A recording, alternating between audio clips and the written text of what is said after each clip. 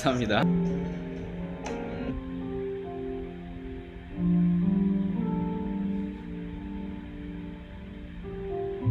네, 원주 반갑습니다. 네, 제가 손 흔드는 거는 보이지 않겠지만, 네, 보여드릴까요? 네, 원주 반갑습니다. 네, 네,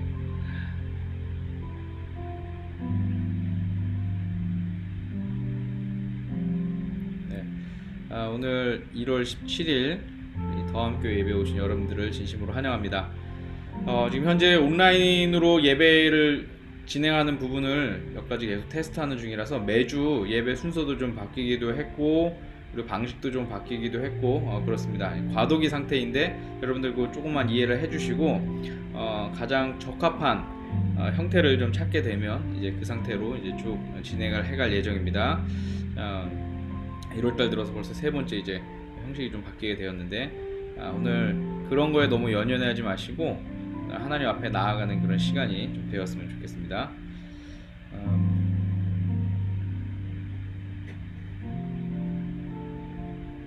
네. 자, 화면 잘 보이시죠? 네, 찬양할 때는 마이크를 좀 꺼주셔야 돼요. 네, 찬양할 때는 마이크를 꺼주셔야 네, 서로 소리가 중복되지 않을 수 있습니다. 루디가 잘 알고 있으니까 네, 그렇게 원주에서는 또 그렇게 진행을 하도록 할게요. 자, 유튜브 계신 분들은 마음껏 소리내서 찬양하셔도 되고요. 좋습니다. 그러면 제가 전체 오늘 예배 상태가 잘 되는 것 같아서 진행을 하도록 하겠습니다.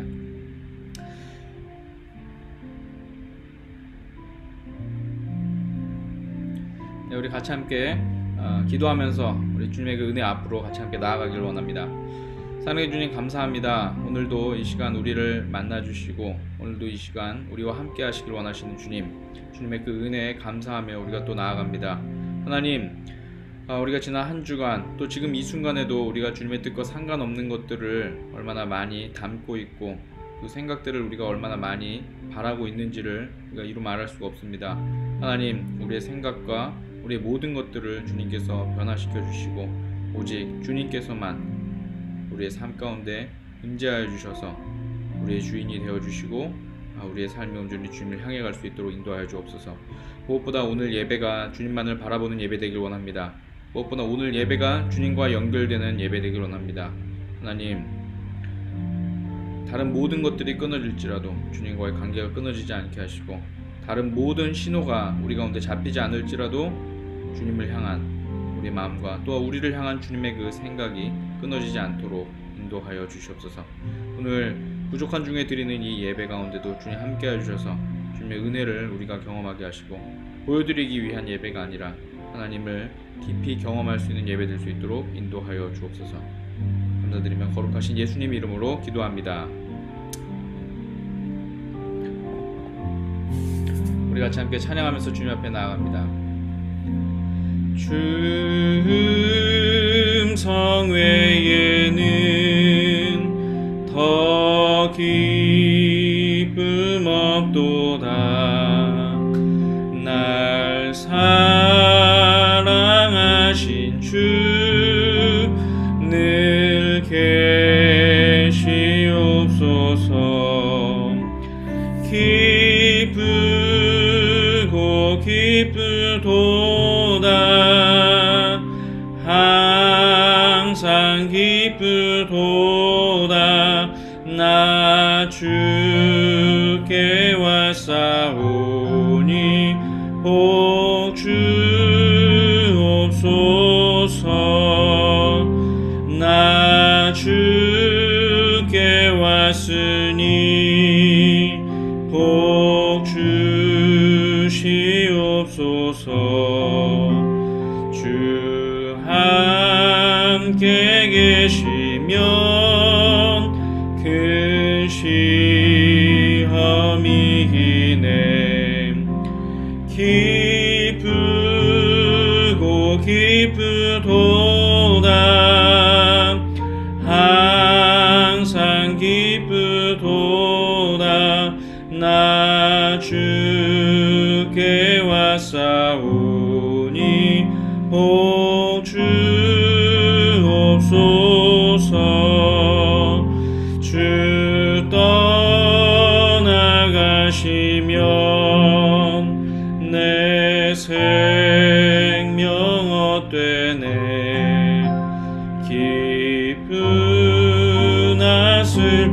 때 늘 계시옵소서. 기쁘고 기쁘도다 항상 기쁘도다 나 주께 왔사오니 복 주옵소서. 그 귀한 언약을 이루어 주시고 주 명령 따를 때 늘 계시옵소서. 기쁘고 기쁘도다 항상 기쁘도다 나 주께 왔사오니 복 주옵소서.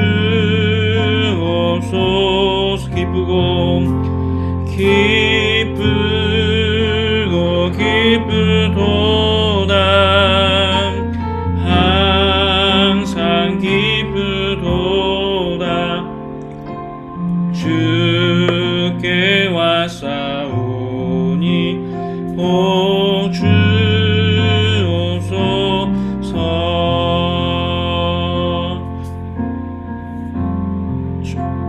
주의 영원하신 팔 함께 하사 항상 나를 붙드시니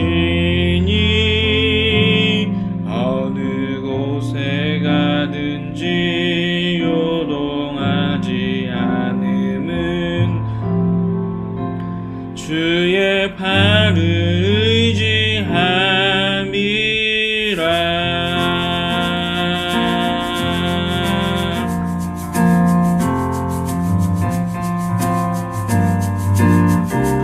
고난 내 영혼 편히 쉴 곳과 풍랑 일어도 안전한 폭풍까지도 다스리시는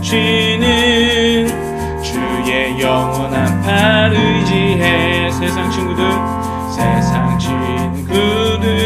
나를 버려도 예수 늘 함께 동행함으로 주의 은혜가 충만하리니 주의 영원한 팔 의지해. 주의 영원하신 팔 함께 하사 항상 나를 붙드시니 어느 곳에 가든지 요동하지 않음을 주의 팔을 의지함이라. 나의 믿음이 연약해져도 미리 예비한 힘을 주시면 위태할 때도 안보하시는 주의 영원한 팔 의지해. 주의 영원하신 팔 함께 하사 항상 나를 붙드시니 어느 곳에 가든지 요동하지 않음은 주의 팔을 의지함이라. 능치 못한 것 주께 없으니 나의 일생을 주께 맡기면 나의 모든 짐 대신 지시는 주의 영원한 팔 의지해.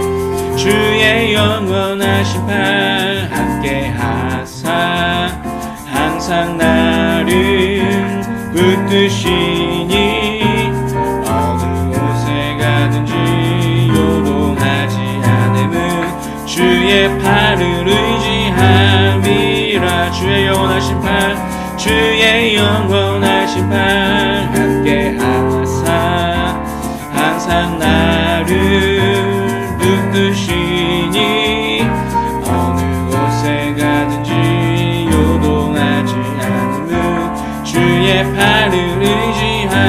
한 번 더 고백합니다. 주의 영원하신 팔, 주의 영원하신 팔 함께 하사 항상 나를 붙드시니 어느 곳에 가든지 요동하지 않는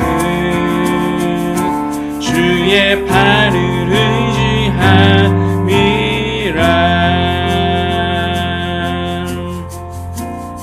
주의 영원하신 팔, 주의 영원하신 팔 함께 하사 항상 나를 붙드시니 어느 곳에 가든지 요동하지 않는 주의 팔을 의지함이라.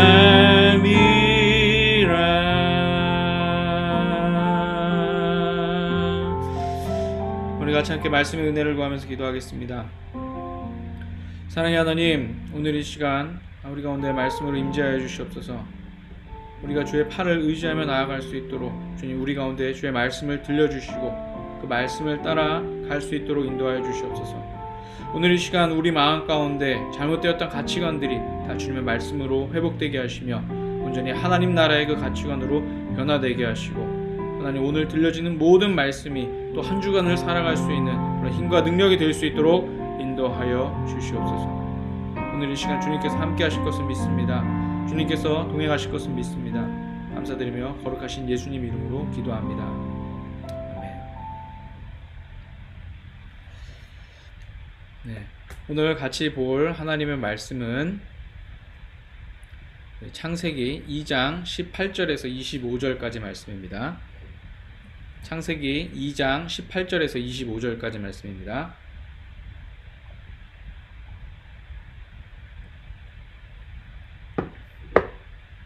창세기 2장 18절에서 25절까지 말씀인데 제가 세번역 성경으로 준비를 했습니다. 좀 이해하기 쉽도록 우리 세번역 성경으로 준비를 했습니다. 저와 여러분들이 같이 한 목소리로 같이 읽으면 될 것 같습니다. 같이 함께 한 목소리로 읽겠습니다. 시작. 주 하나님이 말씀하셨다. 남자가 혼자 있는 것이 좋지 않으니 그를 돕는 사람 곧 그에게 알맞은 짝을 만들어 주겠다. 주 하나님이 들의 모든 짐승과 공중의 모든 새를 흙으로 빚어서 만드시고 그 사람에게로 이끌어 오셔서 그 사람이 그것들을 무엇이라고 하는지를 보셨다. 그 사람이 살아있는 동물 하나하나를 이루는 것이 그대로 동물들의 이름이 되었다. 그 사람이 모든 집짐승과 공중의 새와 들의 모든 짐승에게 이름을 붙여주었다. 그러나 그 남자를 돕는 사람 곧 그의 짝이 없었다. 그래서 주 하나님이 그 남자를 깊이 잠들게 하셨다. 그가 잠든 사이에 주 하나님이 그 남자의 갈빗대 하나를 뽑고 그 자리는 살로 메우셨다. 주 하나님이 남자에게서 뽑아낸 갈빗대로 여자를 만드시고 여자를 남자에게로 데리고 오셨다. 그때 그 남자가 말하였다. 이제야 나타났구나. 이 사람 뼈도 나의 살, 살도 나의 살. 남자에게서 나왔으니 여자라고 부를 것이다. 그러므로 남자는 아버지와 어머니를 떠나 아내와 결합하여 한 몸을 이루는 것이다. 남자와 그 아내가 둘 다 벌거벗고 있었으나 부끄러워하지 않았다. 아멘. 네, 오늘 말씀 창세기 2장 18절에서 25절까지의 말씀을 통해서 우리 같이 함께 은혜를 나누도록 하겠습니다. 오늘 말씀의 제목은 잘 보시죠. 네, 오늘 말씀은 창조의 하나님 세 번째 시간 공동체를 꿈꾸시는 하나님이라고 하는 그런 제목으로 오늘 말씀을 같이 나눌 예정입니다. 지금 창조의 하나님으로 지금 세 주째 우리 신년 들어서 이제 세 주째 지금 말씀을 나누고 있는데요. 그 말씀은 제가 비블리아라고 하는 그 팟캐스트에서 우리 선배 목사님들이 같이 성경 공부를 하는 그 내용을 들으면서 저도 공부를 하면서 그 안에서 받았던 은혜들을 또 제 나름대로 또 다시 새롭게 해석하고 또 그분들의 인사이트도 또 저희가 담아서 같이 오늘 말씀을 나누고 있는 중입니다. 여러분들 중에서도 혹시 성경 공부를 새해 들어서 성경 공부를 다시 새롭게 하고 싶다 하시는 분들은 비블리아라고 하는 그 팟캐스트가 있어요. 팟캐스트에서 비블리아라고 치시면 나옵니다. 우리 이익상 목사님하고 김영선 목사님이 하시는 그 말씀인데 너무 좋으니까 여러분들도 꼭 한번 들어보시면 좋겠습니다.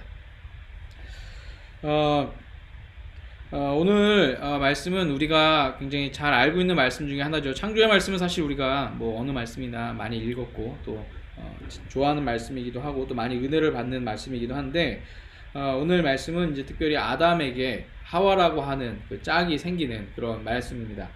그런데 오늘 이 말씀을 읽다 보면 남자는 반드시 여성과 결혼을 해야 된다라는 그런 생각을 할 수 있어요. 실제로 결혼식에서도 또 많이 인용되고 있는 그런 말씀 중에 하나죠.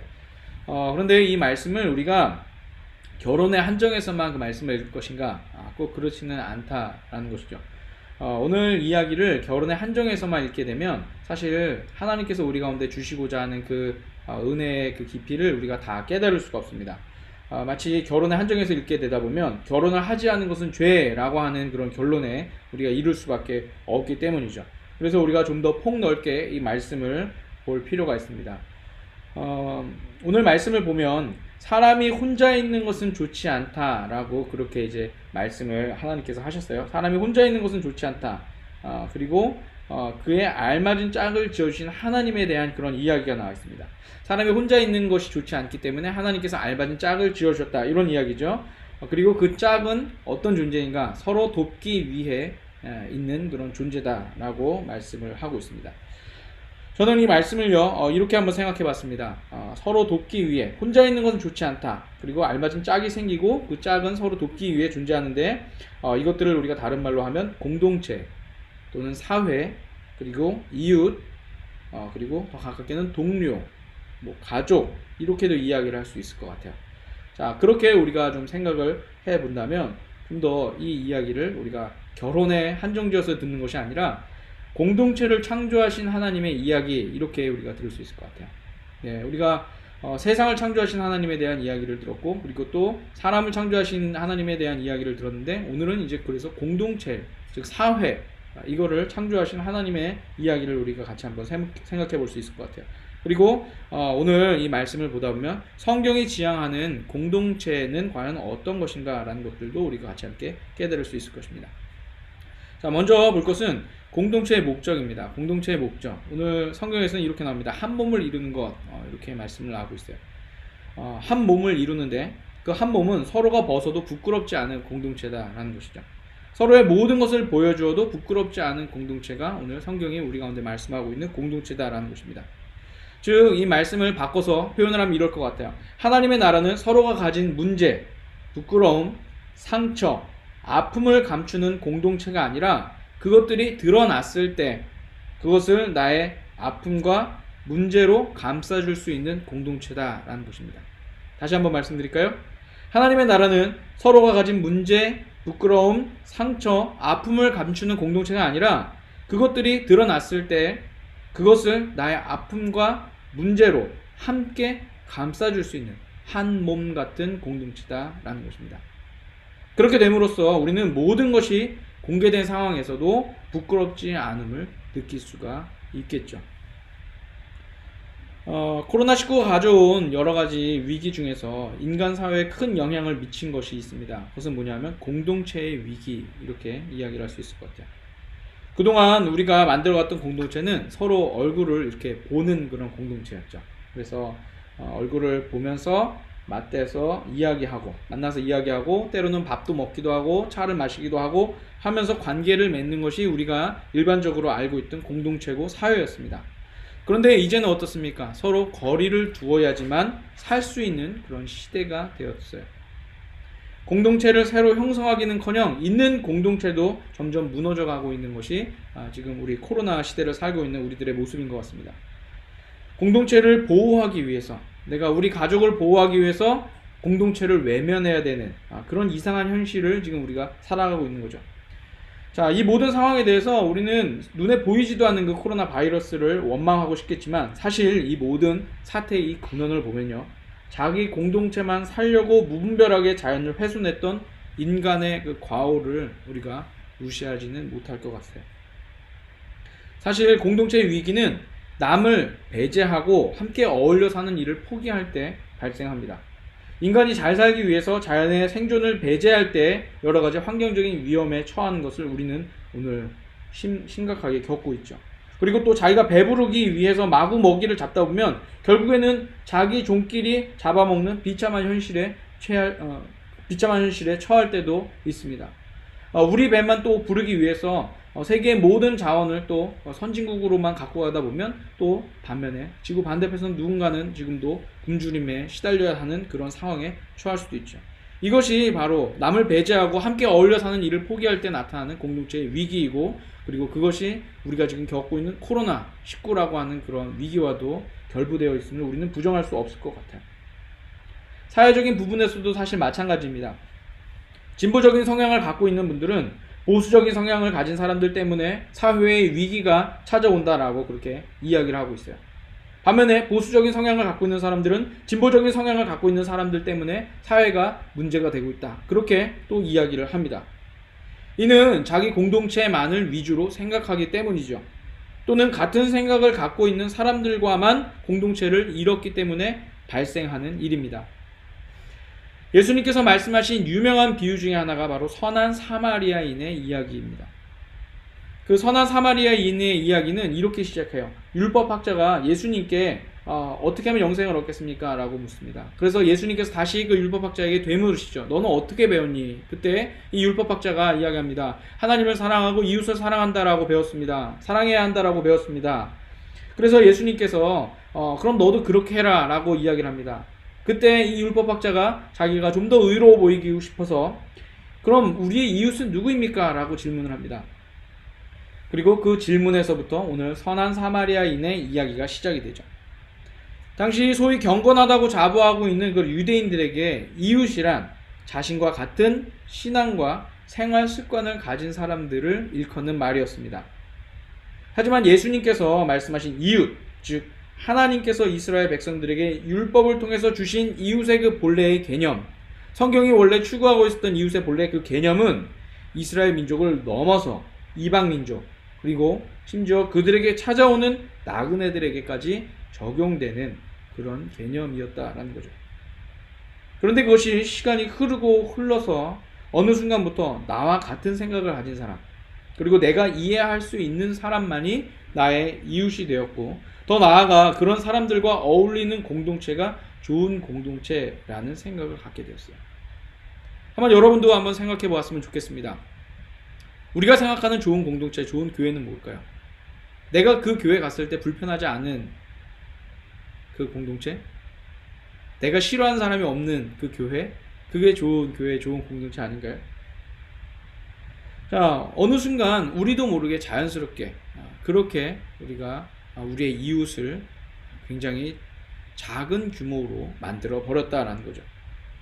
그렇다면 오늘 우리가 회복시켜야 할 배필, 관계, 공동체는 과연 무엇일까요? 자, 오늘 말씀을 살펴보면 배필이라고 하는 그 단어가 나오는데, 이 배필은요 히브리어로 네게드라고 하는 그런 단어입니다. 이 단어 속에는요 짝이라고 하는 그런 의미도 있지만 반대쪽 또는 마주보는 관계라는 그런 의미도 함께 갖고 있다 그래요. 우리 우스갯소리로 남편은 남의 편 이렇게 이야기를 하는데 맞는 거죠. 예. 짝이 의미도 있지만 반대쪽, 나와 반대편에 서 있는 사람. 성경에서는 실제로 이렇게도 번역이 많이 되어 있습니다. 말씀을 준비하면서 이 의미를 생각을 해봤어요. 왜 하나님께서는 돕는 배필을 만드시면서 마주보는 관계가 되게 하셨을까? 게다가 오늘 새 번역 성경은 이 돕는 배필이라는 말에 부연 설명을 해요. 알맞은 짝, 이렇게 이제 부연 설명까지 더합니다. 우리 생각에는 마주보는 관계, 다른 생각을 갖고 있는 관계는 불편한 관계죠. 그리고 도움이 되지 않는 관계죠. 없어져야 되는 그런 존재들이죠. 알맞지 않은 사람들이다 라고 생각하기 십상이에요. 그런데 성경은 그것이 우리를 돕고 그리고 보호하며 알맞은 것이다 라고 그렇게 말씀을 하고 있어요. 저는 말씀을 생각하면서 이런 장면이 떠올랐습니다. 퍼즐이 떠올랐어요. 퍼즐. 자, 퍼즐은 어때요? 서로 다른 그림과 모양을 갖고 있죠. 누군가는 홈을 갖고 있고요. 이렇게 들어가 있는 홈을 갖고 있고, 누군가는 튀어나와 있는 그런 부분이 있습니다. 그리고 그림도 달라요. 그려져 있는 그림도 달라요. 그런데 그것이 알맞게 어우러지면 서로의 다름이 훌륭한 그림으로 이어진다라는 거죠. 서로의 다름이 훌륭한 그림으로 만들어져요. 하나님께서 남성과 다른 성별을 가진 존재, 즉 여성을 만드시고 마주보는 성격을 갖게 하셨어요. 그리고 그것이 알맞은 짝이다 라고 말씀하신 그 이유는 무엇일까요?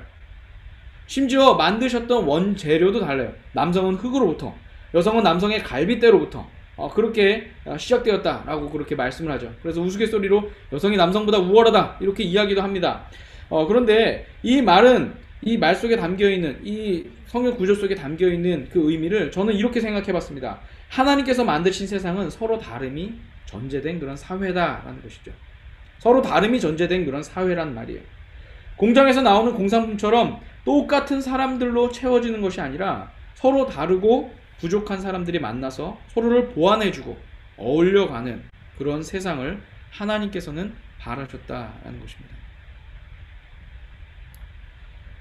얼마 전 제가 김관성 목사님이라고 하는 그 행신 침례교회 담임 목사님이신데 그분의 글을 페이스북에서 보게 되었습니다. 그분의 글에 이렇게 나와 있었어요. 가난한 자들을 돕는 교회는 많으나 가난한 사람들이 올 수는 없는 교회, 이것이 우리 시대의 교회의 모습이다. 우리가 사용하는 말과 행동, 우리가 만드는 문화, 우리가 입는 옷, 우리의 신학이 높고 높은 담장이 되어 가난한 자들은 차마 교회의 문턱을 넘을 수가 없다. 우리가 몇 푼 도와줄 테니 이거 먹고 떨어져라. 우리의 중심은 분명히 이렇지 않으나 결국은 그런 모양으로 흘러가고 있다. 교회는 문을 낮춰야 한다. 아무나 오게, 아무나 오게 찬송만 그렇게 부를 것이 아니라 누구나 올 수 있는 교회가 되어야 한다. 제법 의식 있는 목사님들이 목회하는 곳도 어느새 중산층들이 진을 치고 있다. 땅에 살면서 눈물과 한숨으로 점철된 인생들은 그곳에 낄 수가 없다. 이걸 어째야 하는가? 총동원 전도주의를 할 것이 아니라 쓰레빠 신고 노 메이크업에 운동복 차림으로 교회 오는 주의를 해야 하는가? 우스운 짓이라는 것을 알지만 이렇게 해서라도 교회의 문턱을 낮춰야 하지 않을까? 네, 이렇게 이제 글을 남겨주셨어요. 제 마음 가운데 깊이 와닿았습니다. 저도 어느 순간 목회를 하다 보면서 중산층이 더 익숙해지더라고요. 나와 비슷한 처지들이 익숙해지고 나와 비슷한 사람들이 오면 그게 좀 편하더라고요. 처음 교회를 개척했을 때 세 번째 주 되었을 때 했어요. 세 번째 주쯤 되었을 때 저희가 그 카페에서 예배를 드리고 있었는데 한 낯선 어른이 찾아오셨습니다. 낯선 어른이, 남자 어른이 찾아오셨는데 카페인 줄 알고 그날 영업하시는 줄 알고 오셨어요. 그런데 저희가 주일은 쉽니다. 주일은 카페는 쉬고 저희가 예배를 드리고 있습니다 라고 말씀드렸어요. 그 이야기를 듣고 당연히 이분이 이제 돌아가실 거다 라고 생각을 하셨는데, 이분이 그 이야기를 듣더니 그럼 저도 예배를 드리죠 라고 하면서 그 자리에 이렇게 앉으셨어요. 자리에 앉으셨는데 왠지 기운 없는 듯한 그런 모습, 그리고 축 처져 있는 어깨, 그리고 뭐 옷차림도 그렇게 좋지 않은 그런 중년의 그런 어르신이었습니다. 그래서 그분과 앉아서 같이 이제 예배를 드리는데 마음 한켠에 여간 부담이 있는 게 아니에요. 이분은 과연 어떤 분일까라는 그런 생각부터 해서 이분은 과연 정상적인 분일까라는 생각하지 말아야 될 생각까지도 사실은 갔던 것이 사실입니다. 자, 어쨌든 이렇게 저렇게 그 생각을 정리하면서 제 안에서는 또 싸워가면서, 좋지 않은 생각과 싸워가면서 그렇게 예배를 마치고 났는데, 마치고 난 뒤에 이제 저희 이제 그 바로 옆에 있는 그 식당에 가서 같이 식사를 했었거든요.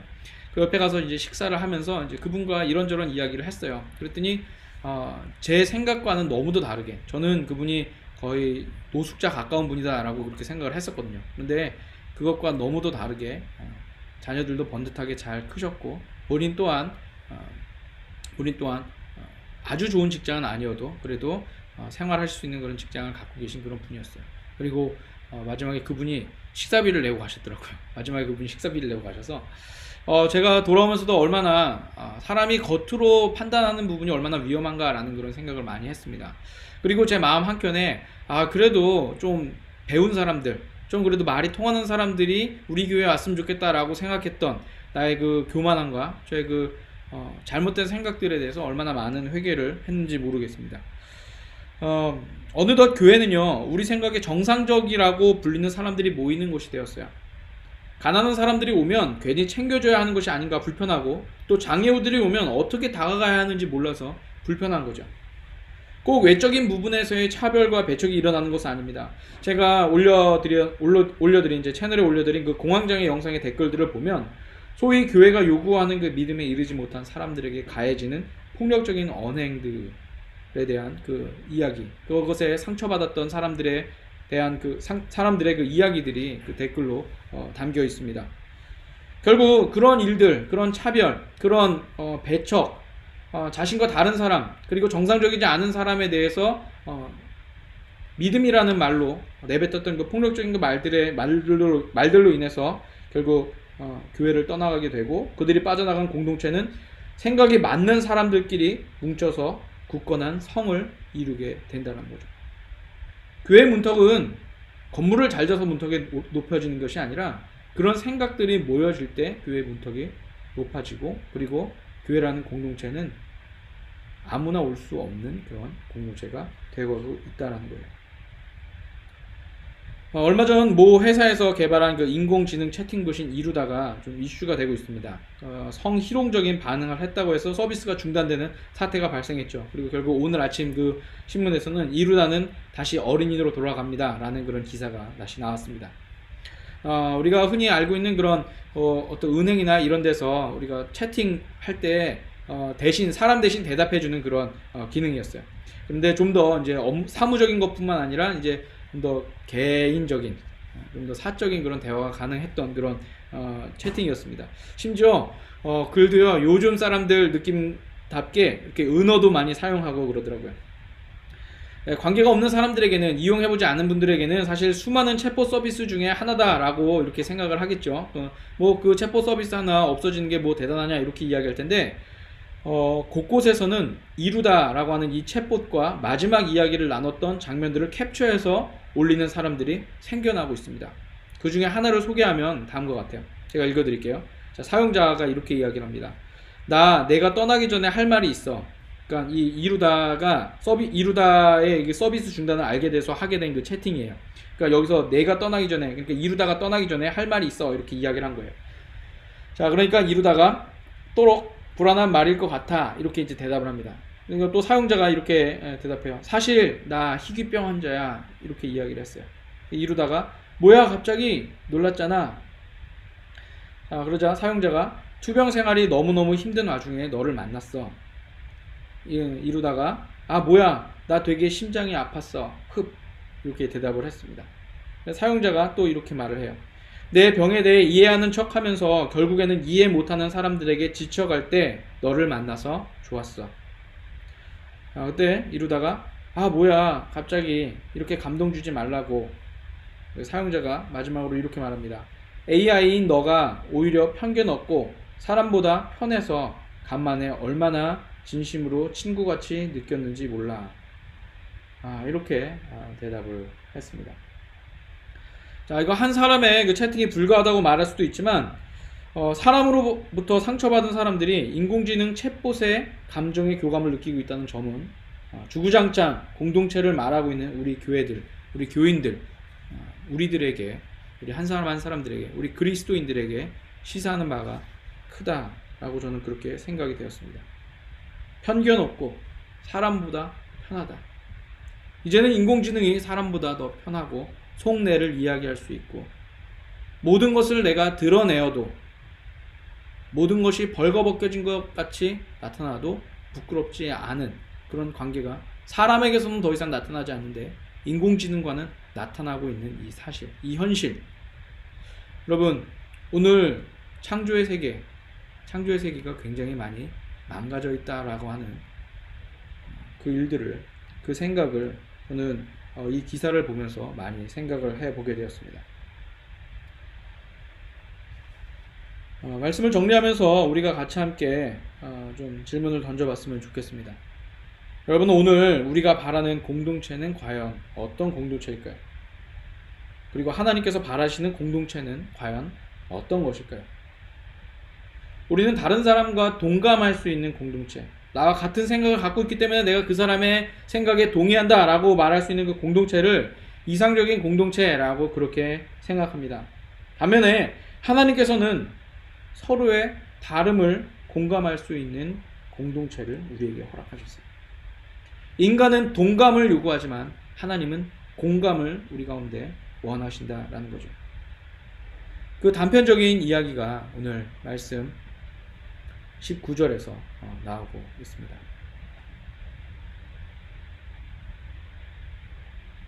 19절에 이렇게 나오죠.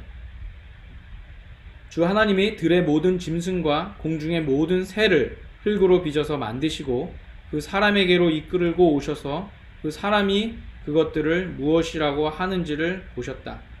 그 사람이 살아있는 동물 하나하나를 이르는 것이 그대로 동물들의 이름이 되었다. 하나님께서는 인간이 당신에게 창조하신 동물들의 이름을 어떻게 짓는지를 바라보셨다는 거예요. 다시 말해서 하나님께서 정해주신 대로 인간에게 부르라 라고 그렇게 말씀하신 것이 아니라 인간이 부르는 그 이름을 하나님께서 인정해 주셨다라는 그런 말씀이죠. 인간이 하나님의 생각을 다 알았기 때문에 하나님의 뜻대로 졌기 때문에 그랬을까요?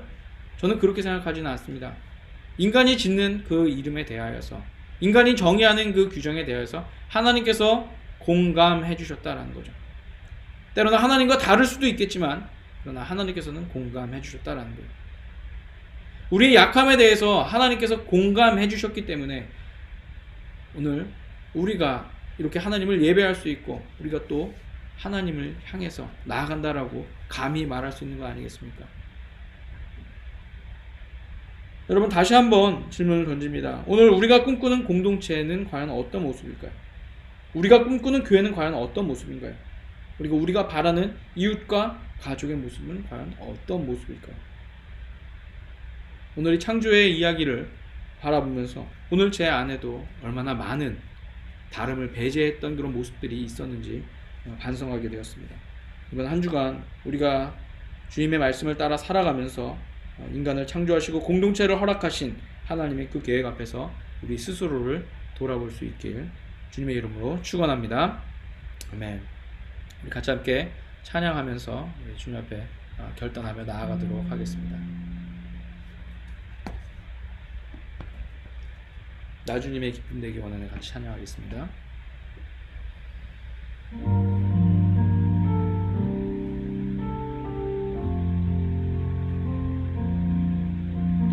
나 주님의 기쁨 되기 원하네. 내 마음을 새롭게 하소서. 새 부대가 되게 하여 주사. 주님의 빛 비추게 하소서. 내가 원하는 한 가지, 주님의 기쁨이 되는 건 내가 원하는 한 가지, 주님의 기쁨이 되는 건 겸손히 내 마음 드립니다. 겸손히 내 마음 드립니다.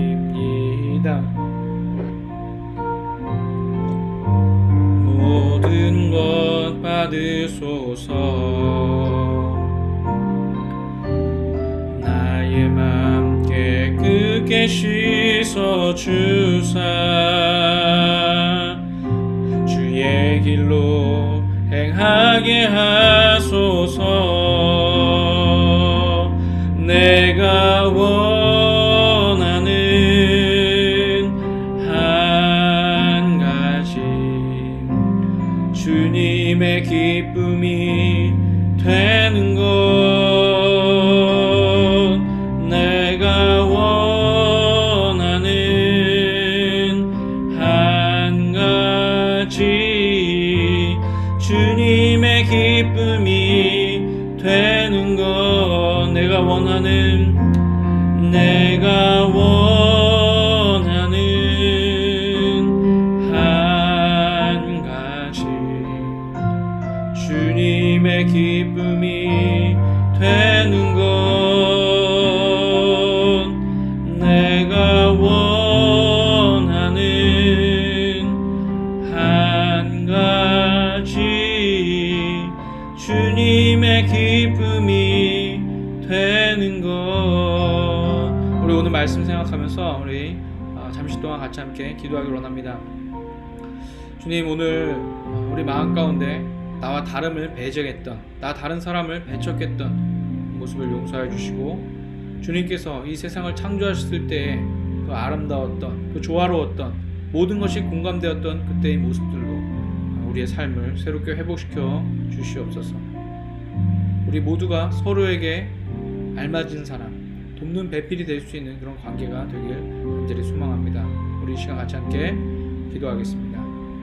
사랑의 하나님 오늘 이 시간 우리에게 주님의 마음을 주셔서 감사합니다. 주님의 생각을 주셔서 감사합니다. 하나님 오늘 우리의 뜻과 상관없이 살았던 주님의 뜻과 상관없이 살았던 우리의 모습을 주님께서 용서해 주시고 하나님 우리 마음 가운데 다른 이들을 배척했던 그 모습들을 주님 회개하오니 주님 용서하여 주시옵소서. 창조의 세계에서는 하나님 다름이 짐이 되지 않았고 서로 다름이 서로에게 상처가 되지 않았을 텐데 하나님 오늘 이 시간 우리의 편견으로 인하여서 우리 잘못된 판단으로 인하여서 나와 다른 사람을 옳지 않다 말할 때도 있고 그 사람을 외면할 때도 많았습니다. 주님 우리의 삶을 회복시켜 주시옵소서.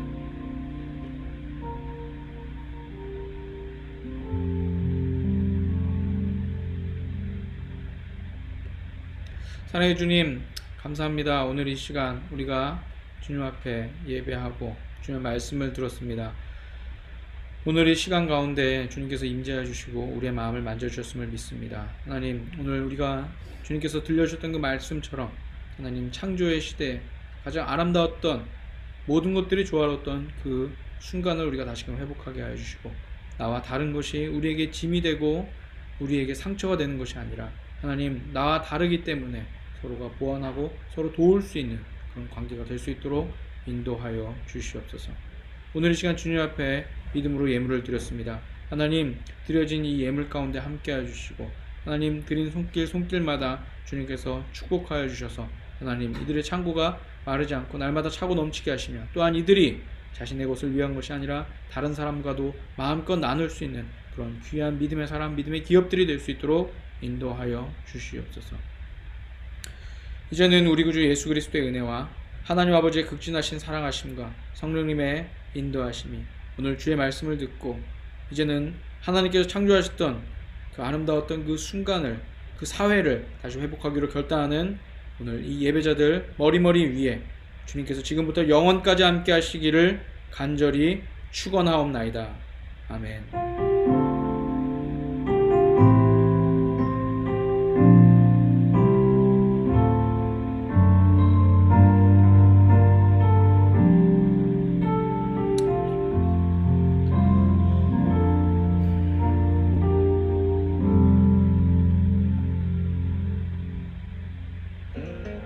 네, 오늘 예배 함께 해주셔서 감사합니다. 네, 연주에서도 함께 해주셨고 우리 유튜브로도 많은 분들이 함께 해주셔서 감사합니다. 네, 오늘 9분이나 오셔서 벌써 봐주셨네요. 네, 감사합니다. 네, 오늘 하루도 좋은 하루 되시고 한 주간도 승리하시면서 또 주님 뜻 안에서 살아가시길 소망합니다. 감사합니다. 다음 주 예배에서 또 뵙도록 하겠습니다. 이현아. 안녕하세요.